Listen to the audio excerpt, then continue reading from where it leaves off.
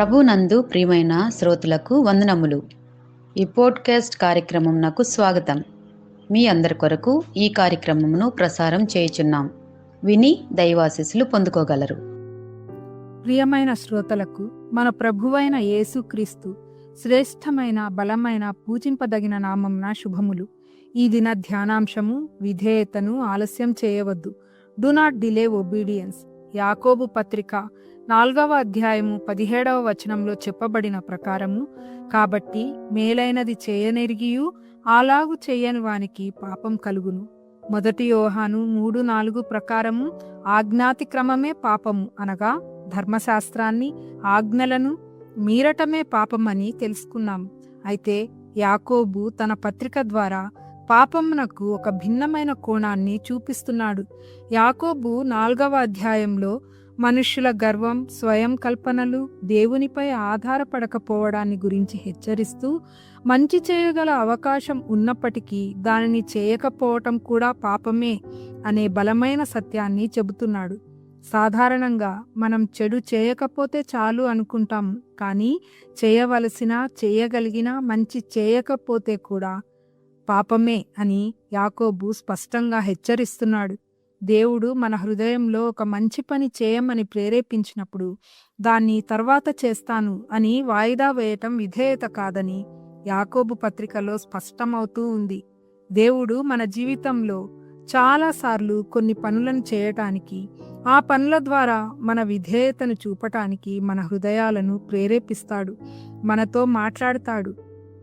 దైవవాక్యం ద్వారా, ఆత్మస్వరం ద్వారా, మన మనస్సాక్షి ద్వారా దేవుడు మనకు తన చిత్తాన్ని తెలియచేస్తాడు. దేవుడు మన హృదయాలతో మాట్లాడినప్పుడు క్షమించమని, ప్రార్థించమని, సేవ చేయమని, ఇంకా మారు మనస్సు పొందమని చెప్పినప్పుడు ఆయన మన నుంచి తక్షణ ప్రతిస్పందనను ఆశిస్తాడు.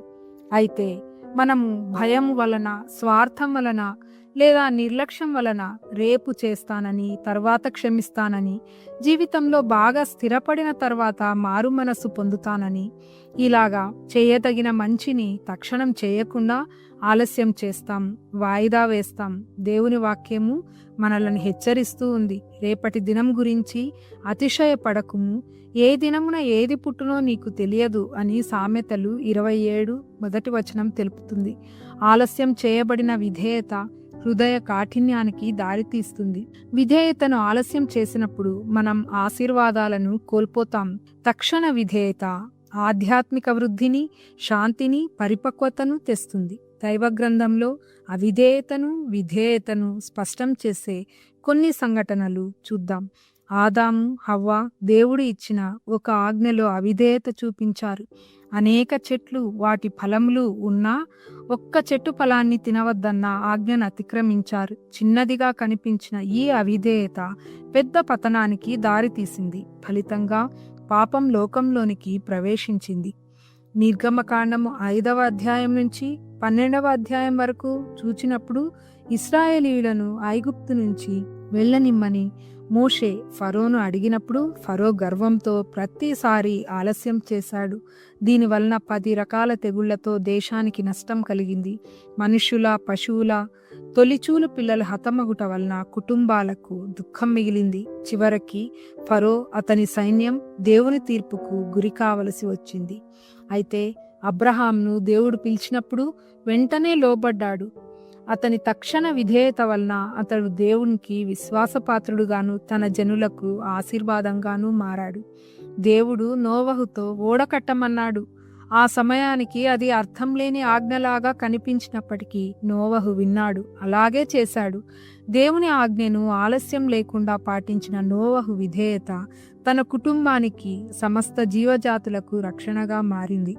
దేవుడు మన నుంచి తక్షణ విధేయతను కోరుతున్నాడు. హెబ్రీ 3వ అధ్యాయం 15వ వచనంలో చెప్పబడినట్లు, ఈ రోజే మీరు ఆయన స్వరం వినిన ఎడల మీ హృదయములను కఠినపరుచుకొనవద్దు. ఈ ధ్యానాంశము మనం కొన్ని ప్రశ్నలను వేసుకోమని చెబుతుంది.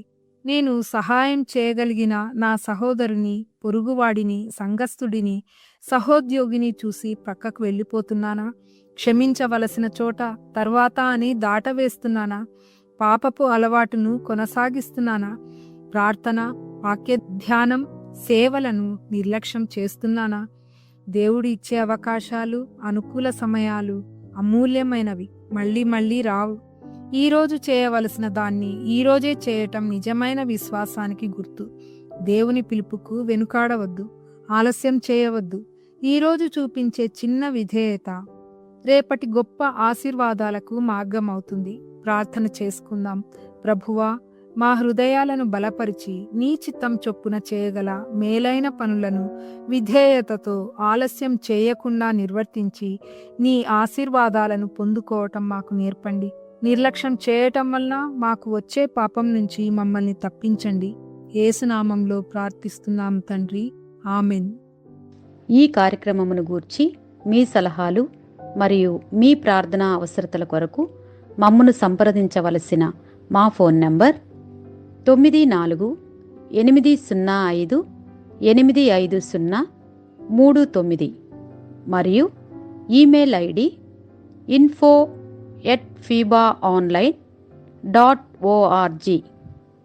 మా ఫోన్ నంబర్ మరొకసారి 9480585039. Email ID info@fibaonline.org.